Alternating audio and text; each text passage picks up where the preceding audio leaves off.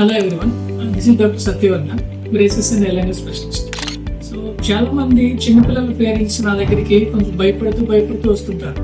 వచ్చి ఏం చెప్తారంటే, ఈ కింద పళ్ళు ఏవైతే ఉన్నాయో కింద పళ్ళకి వెనకాల నుంచి కొత్త పళ్ళు వస్తున్నాయండి, సో మా పిల్లల పళ్ళు ఏమైపోతే ఒకరైపోతాయి ఏమొచ్చి భయం వేస్తుంది మాకు అని చెప్పి చెప్తుంటారు.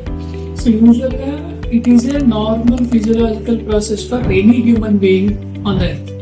సో ఏవైతే పర్మనెంట్ పళ్ళు ఉన్నాయో పర్మనెంట్ పళ్ళు ఫ్రంట్ టీత్ ఎప్పుడు కూడా పాల పళ్ళకి వెనకాల నుంచి ఎరప్ట్ అవుతాయి.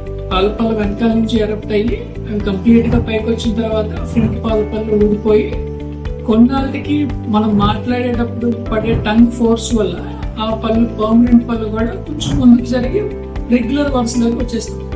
కానీ అది చూసి చాలా మంది పేరెంట్స్ ఏం చేస్తారంటే కొంచెం భయపడుతుంటారు. సో అలాగే భయపడాల్సిన అవసరం అయితే లేదు.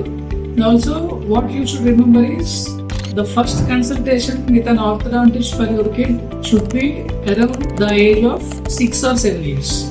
సో ఆ ఏజ్ గ్రూప్ లోనే మనకి పాల పళ్ళు ఊడిపోయి పర్మనెంట్ పళ్ళు రావడం స్టార్ట్ అవుతుంది. సో ఆ ఏజ్ గ్రూప్ లో మీరు కానీ ఒకవేళ ఆర్థోడాంటిస్ట్ తో కన్సల్టేషన్ చేసుకోగలిగితే ఫ్యూచర్ లో ఏమైనా మనకి పళ్ళ మధ్యలో వంకర్లు సందులు అలాంటివి ఏమన్నా వచ్చే అవకాశం ఉందా లేదా అనేది ఆర్థోడాంటిస్ట్ ఒకసారి ప్రాపర్ గా అసెస్ చేసి మీకు ఫ్యూచర్ లో వచ్చే మాలక్లూజన్ ని కూడా ప్రివెంట్ చేసే అవకాశాలు ఏమైనా ఉన్నాయి ఏంటి అనేది చెప్పడం జరుగుతుంది.